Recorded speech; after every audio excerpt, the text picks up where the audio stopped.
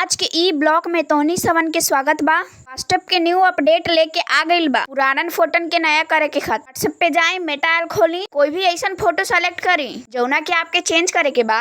Photo पे लिखे के बा कि change in my dress to new red sari and black to add in jewellery. Bumper news सुन के त हमार दिमाग सुन हो गइल बाजी। काहे के खातिर व्हाट्सएप इतना नया यूनिक अपडेट लेके आ गइल बा कि हर फोटो पे अब ड्रेस चेंज कर करके look change, background change and style change चाहूँ तो तू अपने आप के भी चेंज कर सकलू है जी। उतना कौन चाहते। मेटा एल तब पट्टा वाला काम कर देली। यूनिक तरीका के साथ यूनिक दिमाग जे कोई भी लगैली है, बड़ी दुआ मिलती उनका। देखो फोटो एकदम सीधा रहे के चाहवा, टेढ़ा मेरा रहलवा ना, आई कैंट जनरेट लिख देत बा। आ सीधा फोटो में लुक के वैल्यू रही जी।